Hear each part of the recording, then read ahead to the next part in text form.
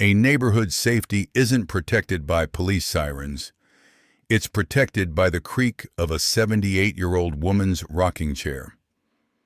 When that chair stopped moving, everyone knew something was wrong. Hattie Mae Washington, known to everyone in New Orleans' 7th Ward as Big Mama, had occupied the same corner porch for 52 years. Her house sat at the intersection of St. Bernard Avenue and North Roberton Street, giving her a strategic view of the entire neighborhood like a watchtower overseeing its kingdom. To a stranger, she looked like a harmless grandmother, iced tea sweating in a glass on the small table beside her, worn Bible in her lap, reading glasses perched on her nose, and that constant rhythmic creak, creak, creak of her wooden rocking chair. But that appearance was her greatest camouflage. It was a sweltering Tuesday afternoon in July 2024 when the first signs of trouble arrived. A black Dodge Challenger with dark-tinted windows and chrome rims pulled up across the street in front of the old Hernandez grocery store that had been empty for 3 years. The bass from the car's stereo was so loud it rattled the windows of houses half a block away. 3 young men stepped out. The leader was obvious, early 20s, wearing designer jeans hanging low despite an expensive belt, a thick gold chain around his neck, and a New Orleans Saints fitted cap turned slightly to the side. The neighborhood would come to know him as Dante. Safety awareness. Lesson 1. Environmental observation. Hattie Mae didn't panic. She didn't rush inside and lock her doors. She simply adjusted her reading glasses and watched. When unfamiliar vehicles or suspicious individuals enter your neighborhood, making your presence known, from a safe distance like a porch or window, sends a clear message. I see you. I'm watching. Criminals prefer neighborhoods where no one pays attention. Dante looked around like he owned the place. His eyes swept the street, noting which houses had bars on windows, which lawns were maintained, which porches were empty. When his gaze landed on Hattie Mae's corner porch, he saw exactly what she wanted him to see. An old woman who looked too weak to be a threat. What he didn't see was that Hattie Mae had already memorized his license plate number, noted the distinguishing tattoo on his neck, and observed the bulge under his shirt on the right side that suggested he was right-handed and carrying a weapon. The music kept blaring. Neighbors started closing their curtains. Mrs. Robinson next door pulled her grandson Marcus inside early, even though he'd been playing basketball in the driveway. By evening, the street that usually had children playing and adults chatting had gone silent, except for that corner where Dante and his crew had set up their operation. But Big Mama's rocking chair kept moving. Creak, creak, creak, Dante noticed. He turned down the music and walked to the middle of the street, stopping directly in front of Hattie Mae's house. "Evening, Grandma," he called out, his tone mocking. "You got a problem? You keep staring." Hattie Mae stopped rocking. The silence that followed felt heavier than the summer humidity. "I don't have a problem, son," she said, her voice carrying clearly despite not being raised. "But you might. This is a neighborhood, not a marketplace. People live here. Children play here. And that music," she paused for effect, "it's rude." Dante laughed and looked back at his friends. "Y'all hear this? Grandma thinks she runs the block." He turned back to Hattie Mae. "Old lady, you better get inside before you get hurt. Times have changed. This ain't your street no more." The threat was clear. Hattie Mae's response was even clearer. "Child, I was standing up to police dogs during the freedom rides before your mama was born. You think you scare me?" But she did go inside. As Dante and his crew celebrated what they thought was a victory, the old woman backing down, they didn't hear her pick up her telephone. Over the next 3 days, the corner deteriorated fast. The empty storefront became a 24-hour operation. Cars pulled up at all hours. Quick exchanges happened. Cash for small packages. Dante's crew expanded to 6 members. They played music until 3 a.m. They threw trash in yards. They intimidated anyone who looked at them wrong. Mr. Chen, who ran the convenience store 2 blocks down, got robbed when he closed up late Wednesday night. He saw Dante's crew nearby, but was too afraid to identify them. Mrs. Robinson came to Hattie Mae's house Thursday morning, crying. "They're recruiting Marcus. Hattie," she said, her voice shaking. "They told him he could make $500 a day being a runner. He's only 16. And when I told them to leave him alone, one of them showed me a gun. Said if I call the police, they'll burn my house down with us inside." Hattie Mae took her neighbor's hands. "Clara, fear is their capital. That's how they control people. We're not going to give them that power." "But what can we do? You saw what happened to Mr. Chen. And if we call police, you know how that goes in our neighborhood. By the time they arrive, if they arrive, those boys will be gone, and we'll be the ones left dealing with retaliation." Safety awareness. Lesson there too, when to contact authorities. Hattie Mae knew Mrs. Robinson was right about one thing. Calling 911 wasn't always the solution, especially in neighborhoods where police response was slow or where retaliation was likely. But that didn't mean doing nothing. The key is building a documentation trail while staying safe. Take photos or videos from inside your home. Write down times, descriptions, license plates. Create a record. If violence occurs, always call 911. But for ongoing intimidation, sometimes community pressure is more effective than police intervention, especially if you know the right people to call. That Thursday evening, things escalated. Dante himself walked up to Hattie Mae's front gate. His hand rested casually on his hip, right where the gun was concealed. "Still watching, Big Mama?" He used her nickname mockingly. "I'm giving you one last chance. Go inside, close your curtains, mind your business. Because if you keep being a problem, well..." He lifted his shirt slightly, showing the black grip of the pistol. Accidents happen to old people all the time. This was an open death threat. Any reasonable person would have been terrified, but Dante didn't understand who he was threatening. Hattie Mae stood up slowly, using her cane for support. She walked to the edge of her porch, looking down at him from the elevated position. "Young man," she said quietly, "I've buried 3 brothers, 2 sons, and my husband. I've watched this neighborhood survive hurricanes, floods, and riots. You think you're the scariest thing I've ever faced?" She shook her head. "You're just noise, loud, annoying noise. And noise? That can be silenced." Dante felt something unexpected, uncertainty. There was something in her eyes, not fear, but something far more dangerous. Recognition. Like she knew something he didn't. He backed away, trying to save face. "Whatever, crazy old lady. Don't say I didn't warn you." But when Hattie Mae went inside and drew her curtains closed, Dante thought he'd won. The music got even louder. His crew started openly dealing drugs, not even trying to hide it. They'd broken the neighborhood spirit, or so they thought.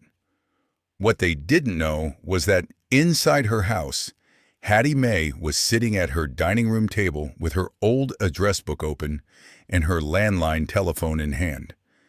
That address book was worth more than gold. It contained 50 years of relationships, favors given, children raised, and connections forged. She dialed 3 numbers. The first number rang twice before a professional voice answered. District Attorney's Office. Anthony Carter speaking. Anthony, Hattie Mae said warmly, it's Mama. There was a pause. Then the voice changed completely, from professional to warm, almost childlike.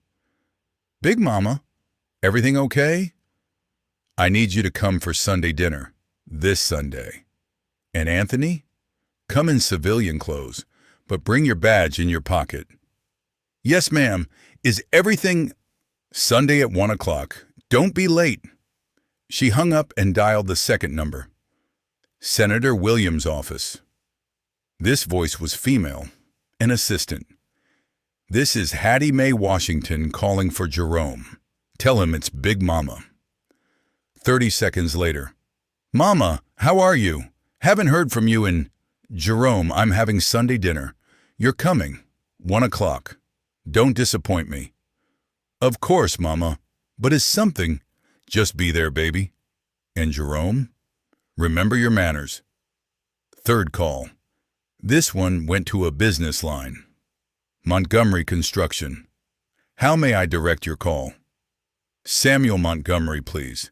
Tell him it's Hattie Mae. 1 moment. A deep, gravelly voice came on the line almost immediately. Big Mama, this is a surprise. Samuel, I've got a situation that needs your particular attention. Sunday dinner, 1 o'clock. You know where. I'll be there. No questions. No hesitation. Safety Awareness. Lesson 3. Social Capital and Community Networks. The most powerful security system for seniors isn't technology. It's relationships. Hattie Mae had spent 5 decades investing in her community. She'd fed hungry children, mentored troubled teens, attended every funeral and wedding, and never asked for anything in return. That investment created what sociologists call social capital, a network of people who felt genuine loyalty to her. When facing threats, don't just call 911. Call everyone in your network who has influence. Business owners, community leaders, people who've succeeded, and remember where they came from. By Friday, the situation had gotten worse. One of Dante's crew tried to recruit Marcus again, this time more aggressively. Mr. Chen's store got broken into a second time, and Friday night, someone fired 3 shots in the air at 2 a.m., a clear message. We own this territory now. Saturday was tense. The street felt like it was holding its breath. Hattie Mae spent the day cooking. Her famous smothered chicken, red beans and rice, cornbread, collard greens, and sweet potato pie. Neighbors smelled the food and wondered what the occasion was. Then Sunday arrived. At exactly 12:55 p.m., 3 black SUVs turned onto St. Bernard Avenue. They were expensive vehicles, Lincoln Navigators, with tinted windows and chrome details. They drove slowly, purposefully, and parked in formation directly across from where Dante's crew had set up their corner operation.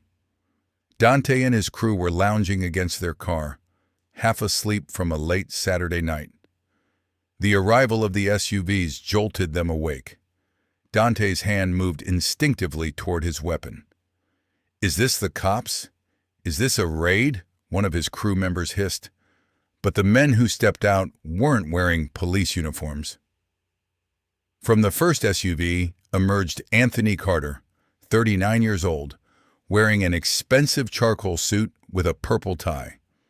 As the district attorney for Orleans Parish, he prosecuted major crimes and had a reputation for being absolutely ruthless in court.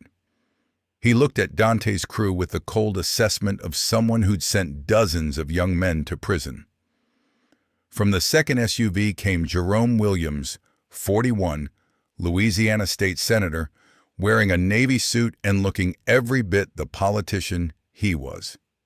He'd grown up 3 blocks from this very corner and had voted on laws that increased penalties for gang activity and drug trafficking.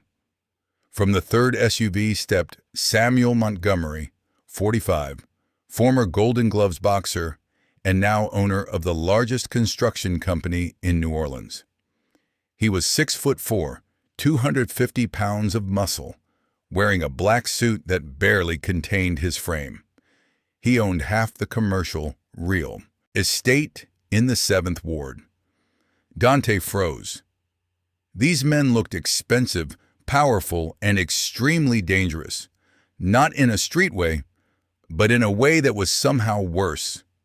They had the air of men who could destroy your life with a phone call. "Who the hell are y'all?" Dante tried to sound tough, but his voice cracked slightly. The three men ignored him completely.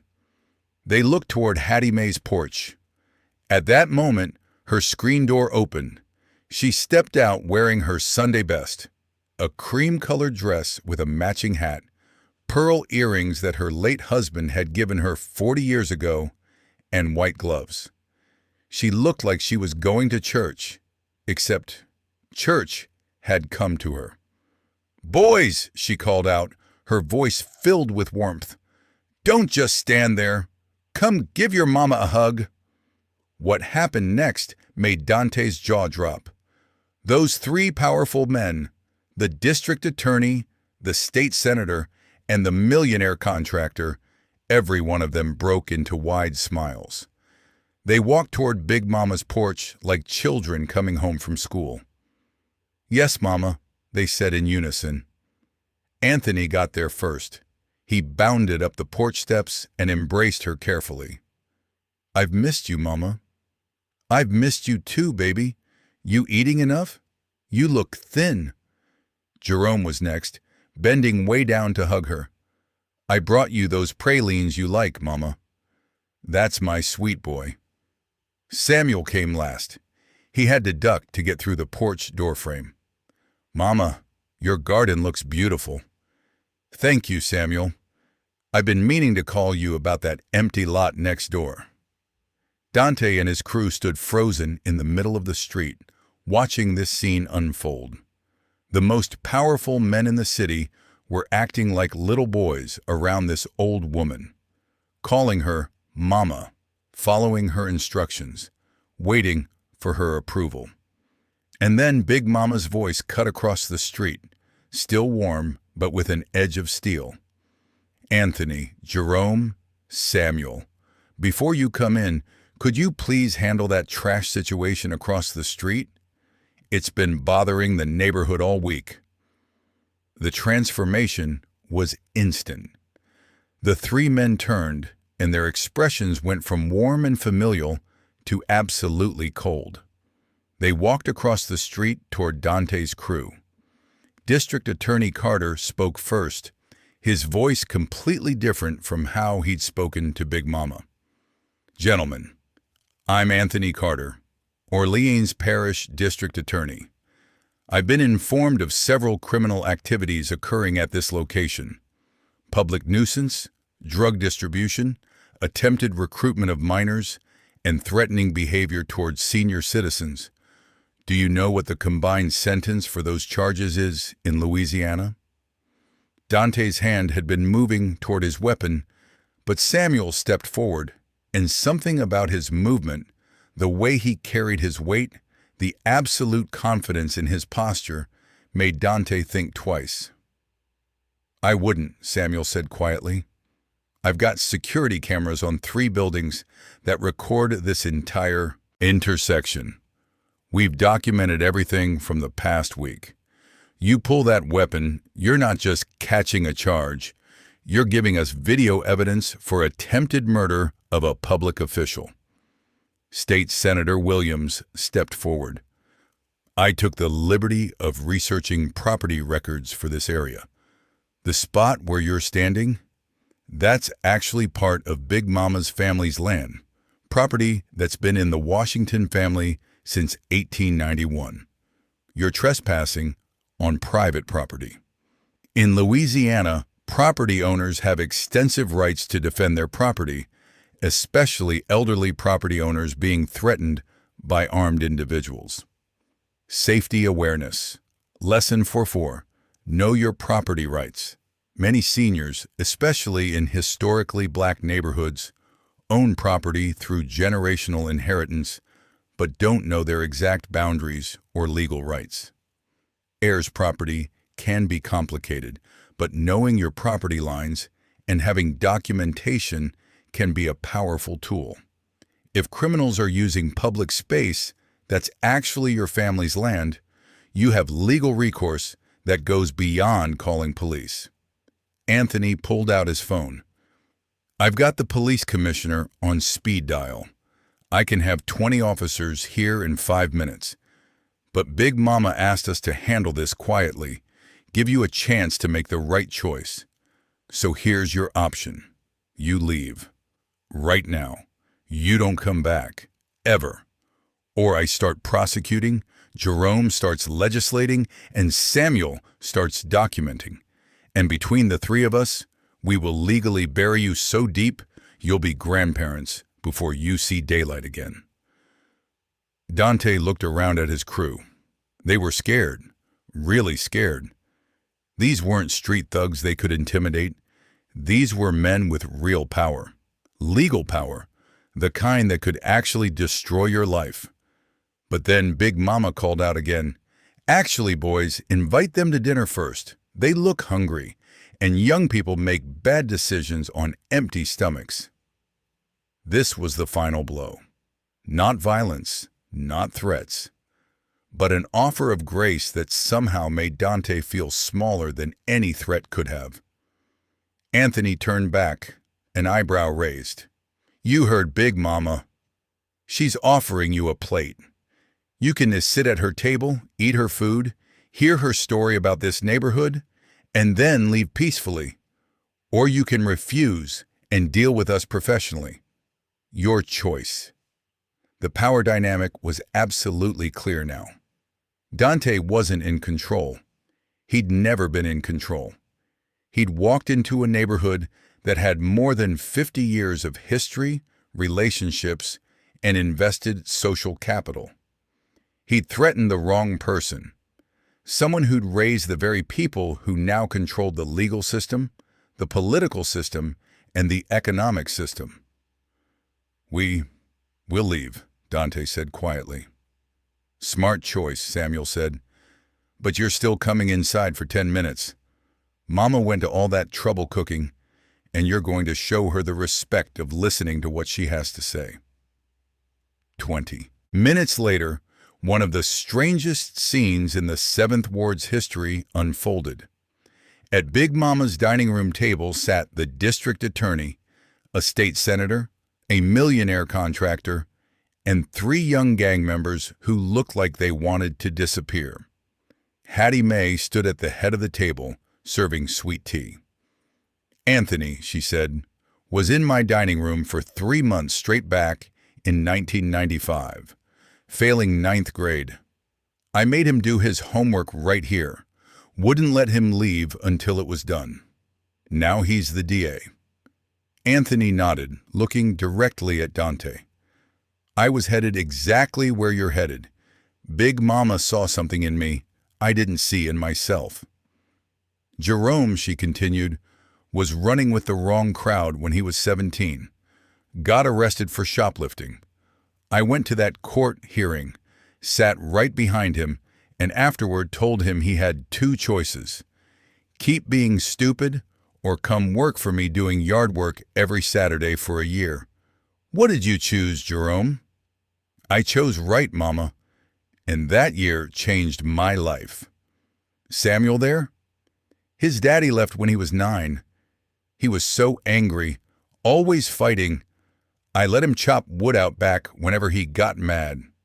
Taught him how to channel that anger into discipline. Now look at him." Samuel looked at the young men. "She saved my life, literally. Without her, I'd be dead or in prison." Hattie Mae sat down, looking directly at Dante. "I've lived in this neighborhood for 52 years. I've watched this city go through everything: segregation, integration, poverty, prosperity, Katrina, COVID, violence, peace.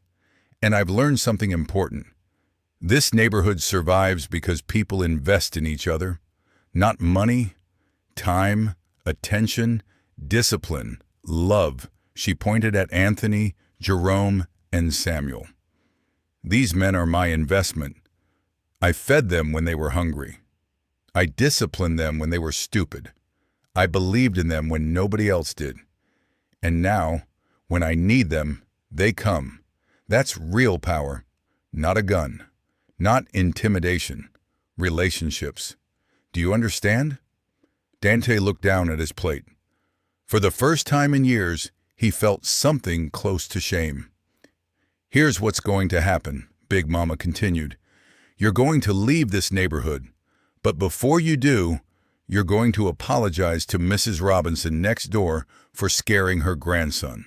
You're going to give Mr. Chen $200 cash for his broken window. And you're going to remember this day, the day you learned that real power isn't in your pocket, it's in the people who stand behind you. She stood up, dismissing them. Now go, and don't come back. Dante and his crew left. No music, no attitude, just quiet exits into their car and a slow drive away. As they drove, Dante couldn't shake the image of that dining room table. 3 men who'd grown up probably just like him, sitting with a little old lady they called Mama, who somehow commanded more respect than any gang leader he'd ever known. They never came back to that corner. In fact, rumors spread quickly through the streets. Don't mess with Big Mama's block. She's got the DA, a senator, and Montgomery Construction protecting her. What the rumors didn't quite capture was the deeper truth. It wasn't that she had them protecting her. It was that she had raised them to be protectors, and they understood what she'd given them. That evening, after her boys had gone home, Hattie Mae returned to her porch. The sun was setting, painting the sky in shades of orange and purple. Mrs. Robinson came over, her grandson Marcus with her. "Hattie," she said softly, "how did you do that?" Big Mama smiled, settling into her rocking chair. "I didn't do anything, Clara. I just made a few phone calls to people I once fed, loved, and believed in. That's the real secret to safety. Invest in your community, especially in the children. Today's troubled teenager might be tomorrow's leader." Marcus, 16 years old and previously tempted by Dante's promises of quick money, looked at Big Mama with new eyes. "Miss Hattie, could I help you with your garden? I want to learn." "Of course, baby. Come by Saturday morning. Bring gloves and a good attitude." As the stars came out over New Orleans, the 7th Ward felt safe again. The corner was quiet. Children would play there again. And on that porch, Big Mama's rocking chair resumed its rhythm. Creak, creak, creak. The sound of a neighborhood guarded not by weapons, but by wisdom, relationships, and 52 years of invested love. Essential lessons for senior safety and community protection. 1. Environmental awareness. Stay visible from safe locations, porch, window, to show criminal activity is being watched. Document everything. Write down license plates, descriptions, times, activities. Don't confront directly, but make your presence known. Use environmental positioning to your advantage. 2. When and how to contact authorities. Always call 911 for immediate violence or threats. For ongoing intimidation, document first before calling police. Understand your local police response time and adjust strategy accordingly. Sometimes community pressure is more effective than police intervention. Build relationships with community police officers before emergencies happen. 3. Social capital, your greatest security system. Invest in relationships throughout your life, especially with young people.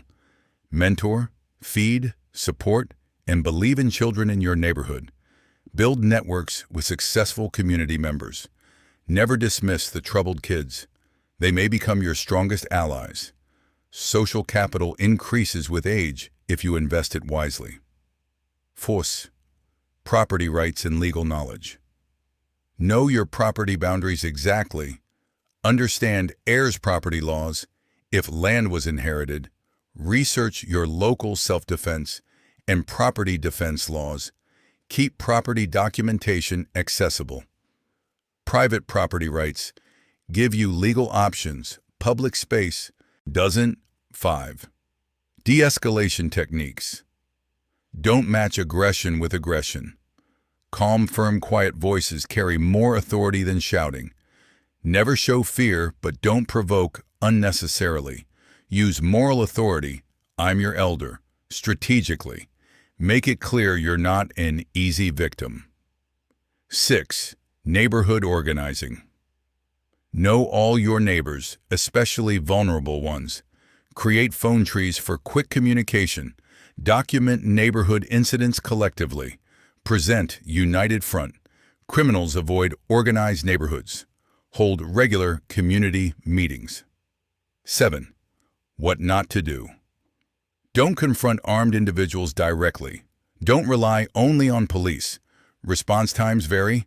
Don't isolate yourself. Stay connected to neighbors. Don't let fear keep you silent and hidden. Don't forget that you have power through relationships. 8. Long-term community. Investment. Volunteer at schools, churches, community centers. Support local youth programs. Attend neighborhood meetings. Get to know community leaders personally. Create legacy relationships that outlast any single threat. Big Mama's story isn't just about one woman defeating one gang. It's about a lifetime of investment paying the ultimate dividend: safety, respect, and the knowledge that when you're in trouble, you don't stand alone. Every senior has this power. You just have to use it wisely. The end.